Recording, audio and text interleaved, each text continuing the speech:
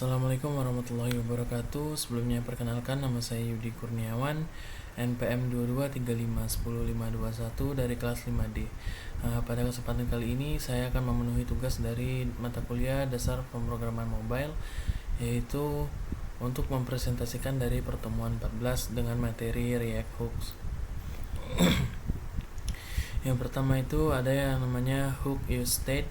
Fungsinya itu mengelola state lokal dalam komponen dan memungkinkan UI merespon perubahan data secara otomatis. Nah, di sini saya membuat contoh sederhananya. Di sini ada contoh perhitungan gitu, count untuk yang nanti ketika button yang diklik itu akan bertambah 1. Manfaatnya itu adalah sederhana dan efektif untuk mengelola nilai angka, teks, atau boolean.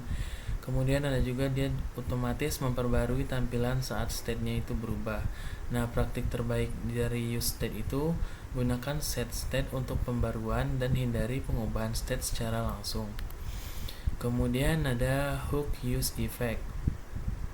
Fungsinya yaitu untuk mengelola efek samping seperti mengambil data dari API, berlangganan event eksternal dan membersihkan resource, contohnya unsubscribing.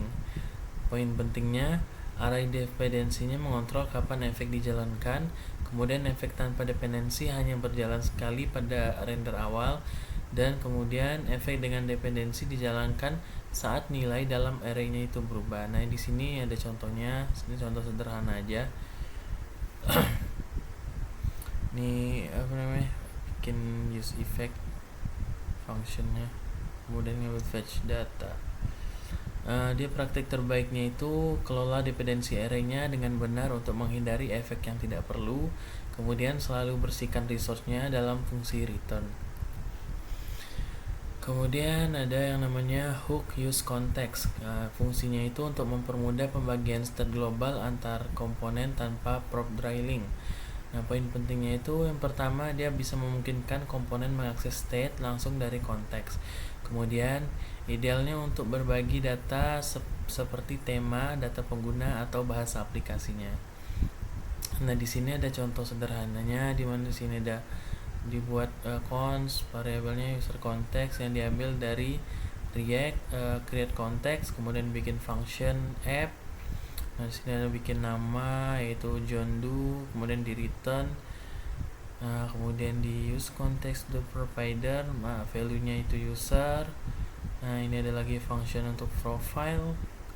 Cons ini variable user ngambil dari use context. User context dari user context ini. Kemudian di return maka akan ditampilkan pesan welcome dengan ini username-nya tadi si John Doe tadi. Nah, ini praktik terbaiknya gunakan use context untuk manajemen state sederhana. Kemudian jika kompleksitasnya meningkat, pertimbangkan alat seperti Redux. Kemudian ada yang namanya hook use reducer. Nah, fungsinya ini untuk mengelola logika state kompleks dengan pendekatan serupa Redux. Poin pentingnya, dia yang pertama itu menggunakan fungsi reducer untuk menangani transisi state dan berdasarkan aksi. Kemudian dia cocok untuk state yang saling terkait. Nah, ini ada contoh sederhananya. Di sini dibikin variabel reduce, kemudian di sini parameternya state dan action. Nah, di sini ada switch action, type-nya di case-nya increment, kemudian ini yang increment itu untuk state count, maka ketika diklikkan plus 1, kemudian yang decrement dia akan kurang 1, udah di return ke state. Nah, ini praktik terbaiknya digunakan untuk aplikasi dengan logika state yang rumit. Kemudian hook use ref. Fungsinya sendiri itu untuk memberikan akses langsung ke elemen DOM dan menyimpan nilai mutable tanpa memicu render ulang.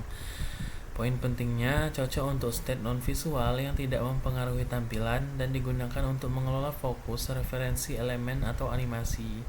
Nah, di sini ada contoh sederhananya, dia ngimport useref dari React, kemudian dibikin function app, kemudian cons input ref, mengambil dari useref tadi, kemudian bikin lagi variable handle focus, kemudian input ref dot current the focus, maka difokuskan pada input. Kemudian di return, ini returnnya kita masukkan, ketik di sini. Nah, di on clicknya ada fokuskan input, ini buttonnya.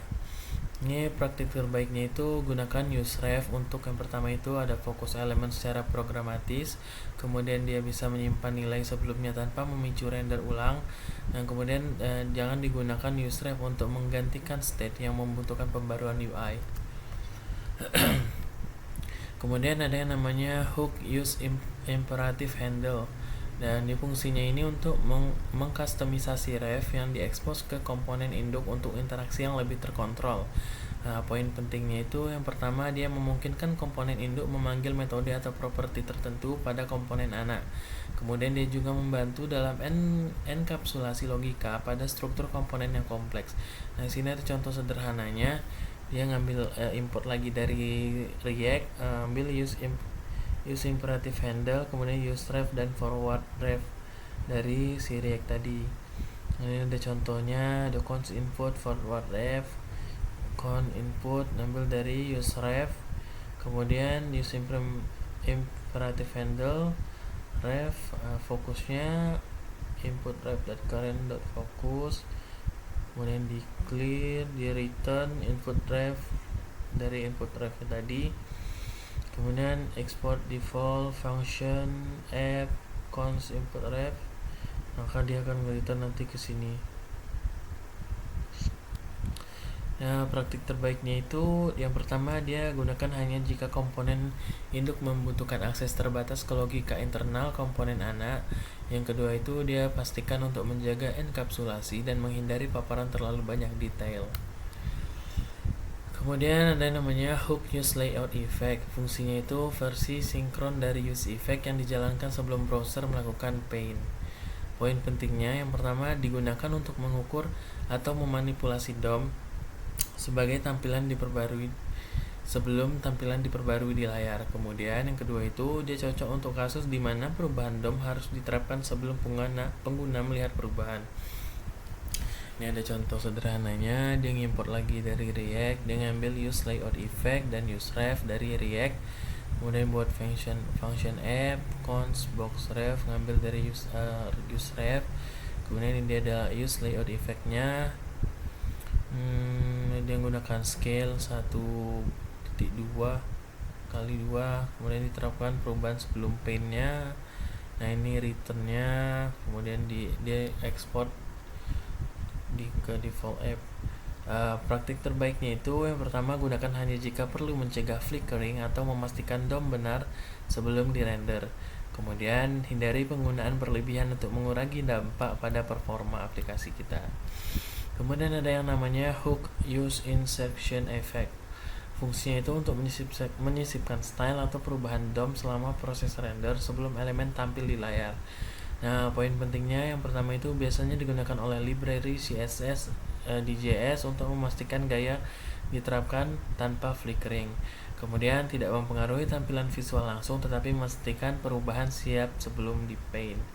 Nah, ini ada contoh lagi, contoh sederhananya, dia ngambil dari React. Ambil use insertion effect dari React, kemudian bikin function app, kemudian ini penggunaannya dari use insertion effect-nya. Nah, kemudian nanti akan return hello world. Praktik terbaiknya itu yang pertama, digunakan hanya jika bekerja dengan library atau framework yang membutuhkan manipulasi gaya secara langsung. Kemudian tidak umum untuk penggunaan sehari-hari kalau menggunakan use insertion effect. Kemudian ada namanya hook use ID. Fungsinya itu membuat ID unik dan stabil untuk elemen baik di sisi klien maupun server. Poin pentingnya yang pertama itu berguna untuk aksesibilitas dan memastikan ID tidak bertabrakan dengan elemen dinamis.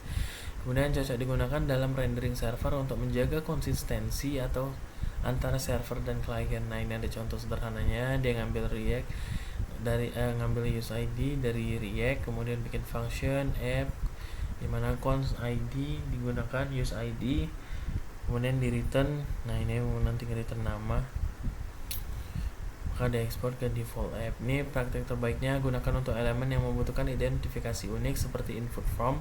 Pastikan ID digunakan konsisten untuk aksesibilitas dan menghindari konflik. Kemudian yang namanya ada hook use transition. Fungsi ini mengelola pembaruan non mendesak agar UI tetap responsif dan pengalaman pengguna lebih mulus. Nah, poin pentingnya yang pertama itu berguna untuk menunda pembaruan berat agar tidak memblokir interaksi utama. Kemudian dia cocok untuk menampilkan loading spinner saat tugas berat sedang diproses. Nah, ini ada contoh sederhananya lagi.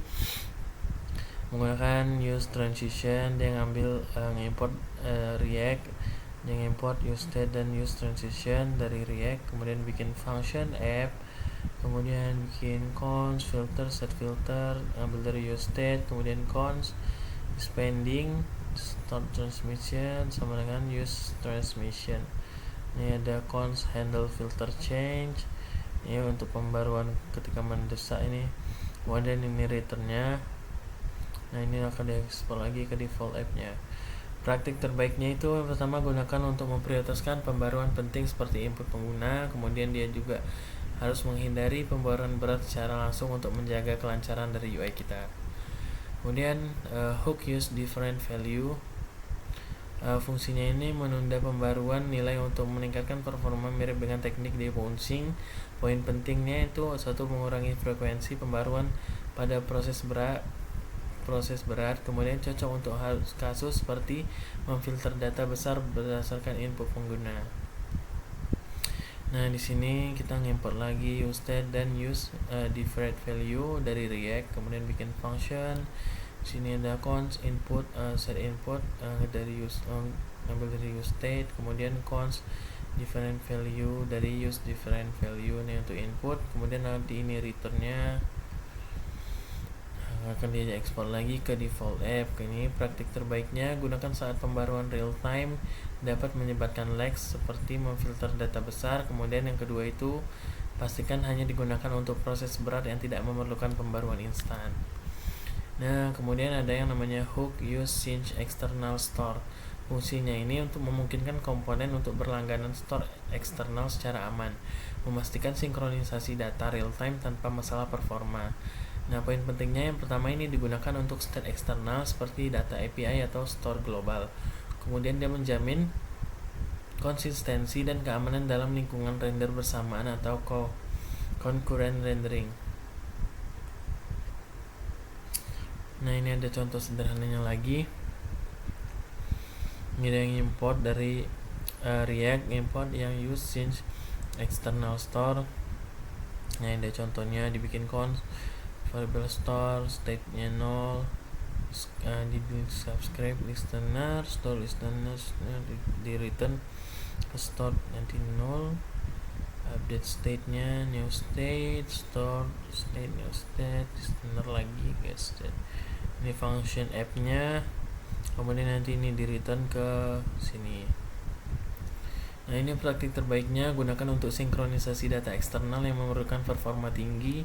Yang kedua, dia cocok untuk aplikasi yang memanfaatkan state global atau yang data real time. Oke, sekian dari saya. Mungkin apabila ada kesalahan saya mohon maaf. Wabillahi taufiq wal hidayah. Wassalamualaikum warahmatullahi wabarakatuh.